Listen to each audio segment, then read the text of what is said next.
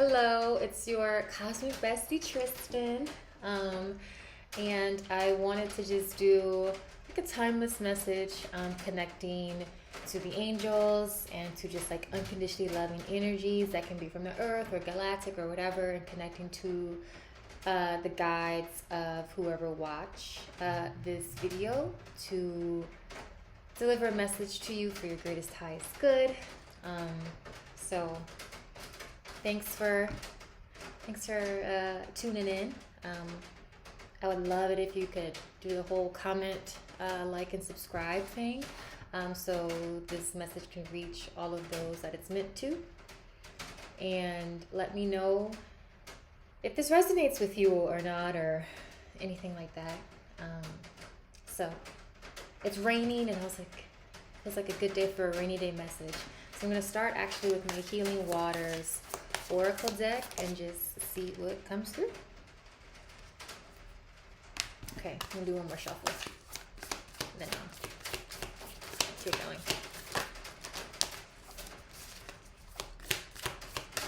So, ooh. Okay, I'm going to do one more card. Okay. Ooh. So the first one to come out is Gentle Force. Consistency, persistence, patience, playing the long game. Gentle Force, can you see it? It's very pretty. It's like this woman,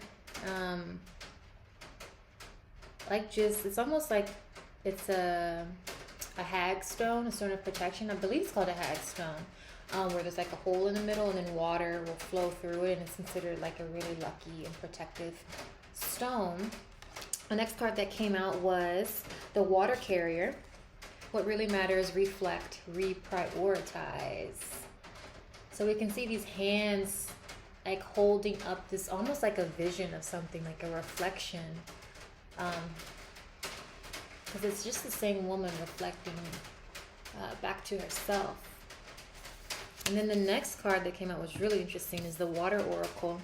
So psychic abilities, acting on visions, it's destined. Ooh, that's pretty. The Water Oracle.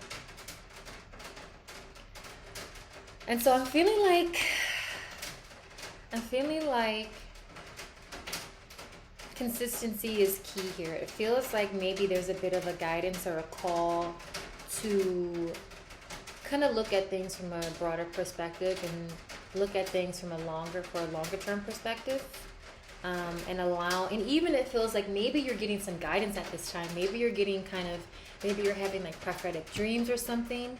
And it could be like, oh my God, when is this going to happen? And just kind of realize that the visions and the like intuitive messaging and nudging that you're receiving at this time isn't always just going to be for the current here and now. It's like for the future here and now as well, I think. But also realizing that those insights, that foresight, isn't set in stone, and that it may be showing us a reflection of where we are, of where we could be headed in that current moment. But we always have a chance. We always have the opportunity to kind of regroup, like the Water Carrier card, reflect and reprioritize, and think about what it is that my ears fluttering. Think about what it is that you want to experience in the long term. Gonna do a little tarot. Let's see what message comes through. I'm excited. The energy feels very calm and still right now. I'm feeling like a little bit like my spine just started to kind of ache almost. Okay. Whoa. Oh my God. So it's feeling like we have the Eight of Cups, which is a card of of leaving things behind. And then we have Temperance, and then we have the Fool, and the Nine of Pentacles. What is this message, Spirit?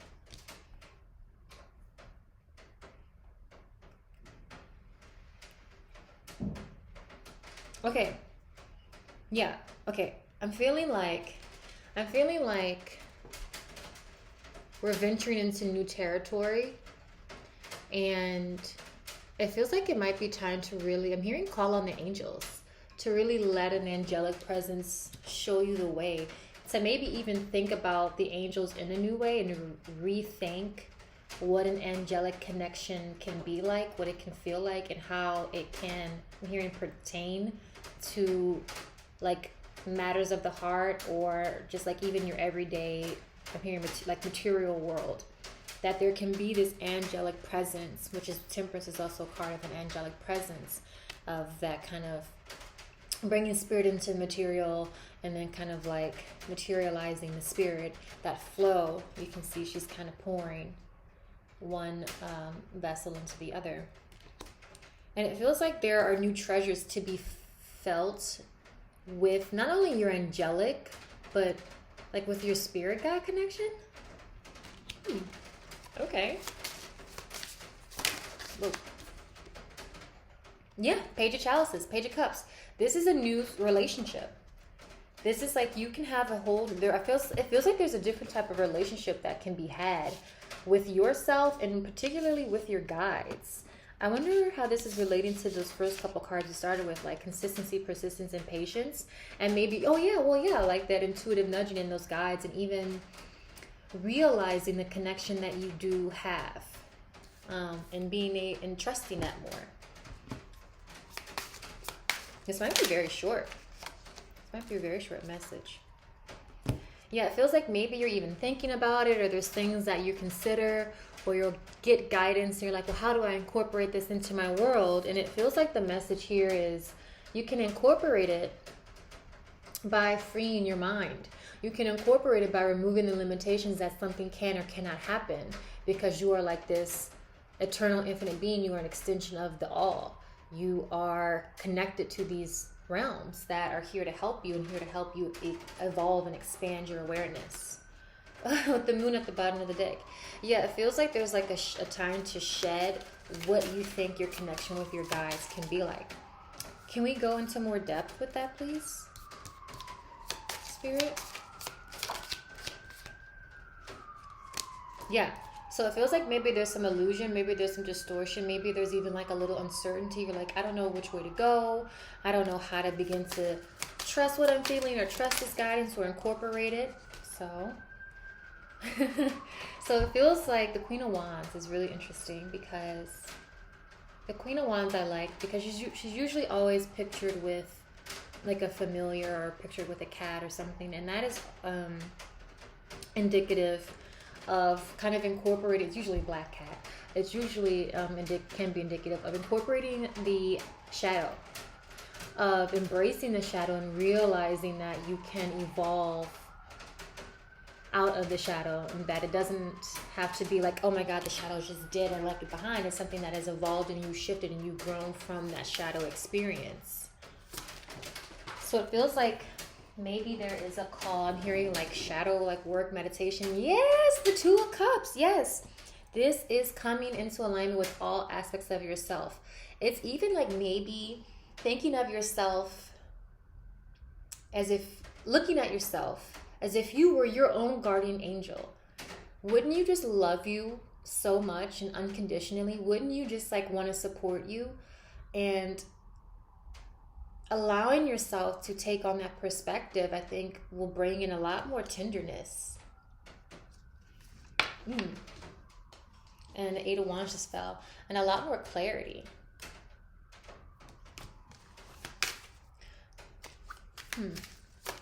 I wasn't expecting this at all. The Hermit. This is something that's going to be very unique for each person. Trust your own feelings, nudgings. I'm hearing like, no, there is no wrong turn, no wrong choice. Four of Pentacles here. Yeah, maybe there's a way that you are holding on to connecting with them, or a way that you were expecting signs, that like you're only expecting signs to appear on billboards, but actually there's a sign, you know, on a license plate or whatever. It feels like allow yourself to expand and interpret, because it feels like the Six of, I don't know, something's happening. I feel like they just redirected me. The Six of Wands is at the bottom of the deck. So you definitely are accurately interpreting, I think, your guidance and your messaging. It feels like just kind of trust yourself more. Yeah. It feels just like trust yourself more with that.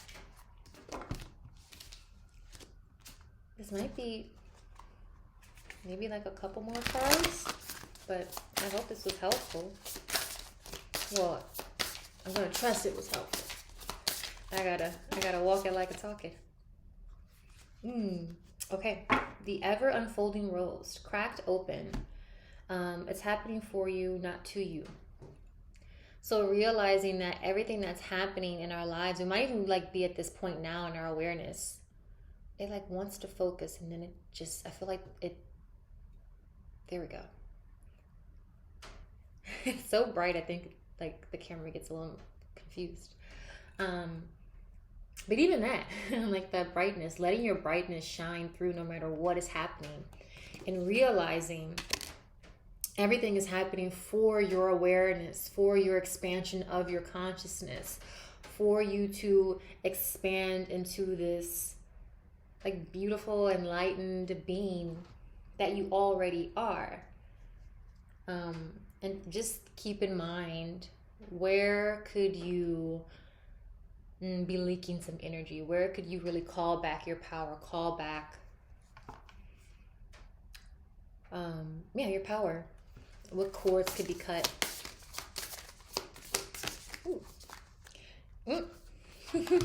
They're like, we're going to be even more specific with that calling back your power. Where are you dimming your light? Where are you dimming to fit in? Where are you like, I like how she's holding her hands over her eyes, so she's like not even, like she's refusing to see herself. Like refusing, we just were talking about that card being so bright. Where are you like, you know what, actually I'm just not even going to witness my own, I just pulled out my hair. I'm not going to witness my own brightness. Even that, I just pulled out my hair. Maybe it's like, you know what, I'm just going to kind of, it's almost like you're kind of, not harming ourselves, but maybe it's like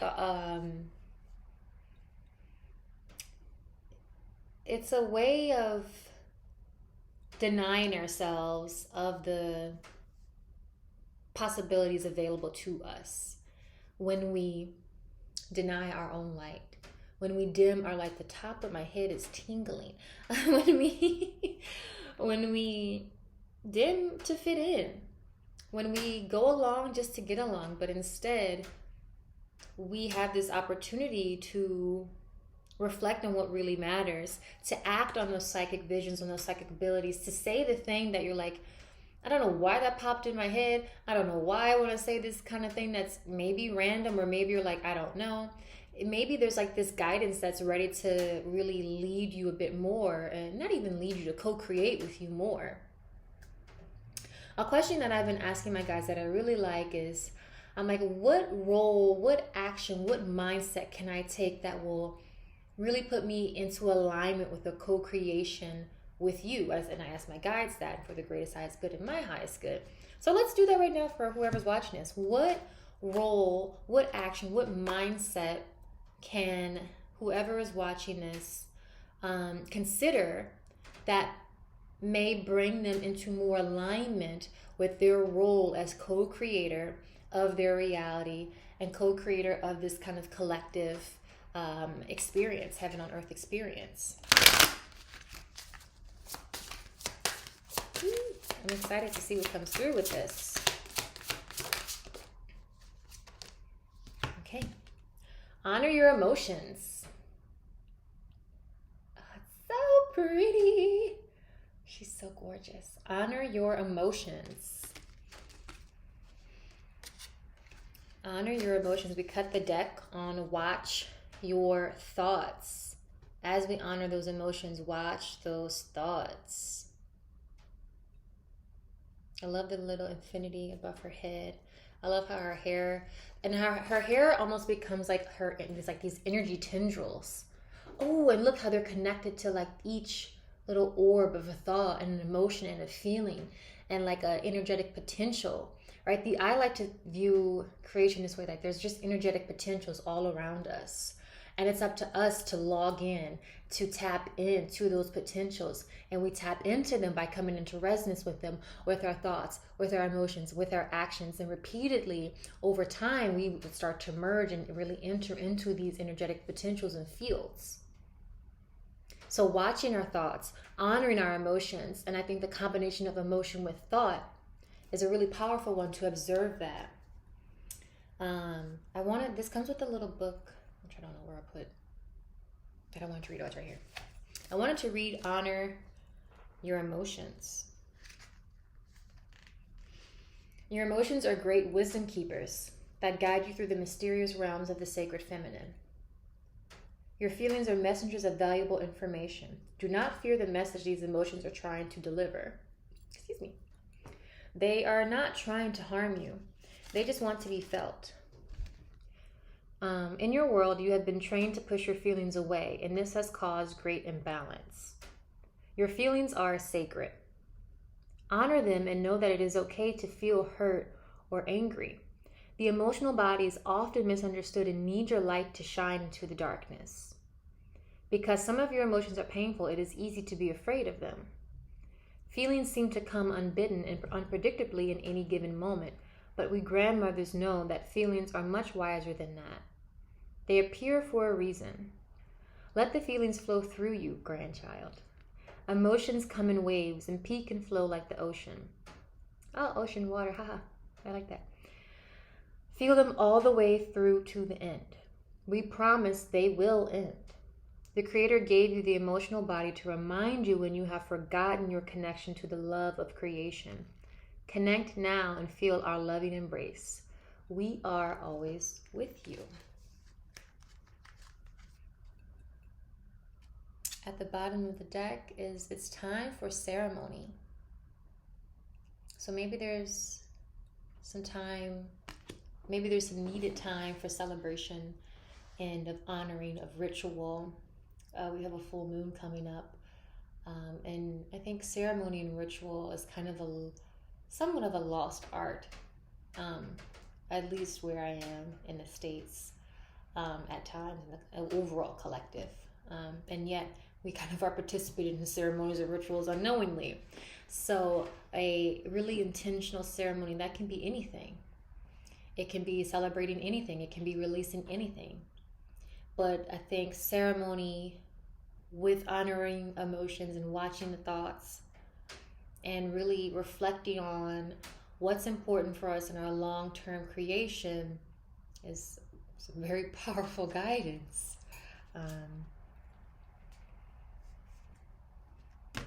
Yeah. So I have this new deck that I really like. It's called the Death Doula Oracle. Because I'm now kind of in the rebirth, but I've been in kind of a death cycle. I think we all have been. And I kind of just cut the deck to these two cards, but I like them because they go together really beautifully. And the first one is beauty and death. That there is a beauty in the letting go of an old, of that which has come to an end, not even an old thing. Things have, the natural cycle of life includes death. And the natural cycle of life includes birth, a new narrative, a new way of seeing things, laying down a new groundwork. And I think that ceremony can be about that. It can be about these cycles. It can be about honoring where we are and what we've kind of moved on from in our life. So I think that's all I got for now.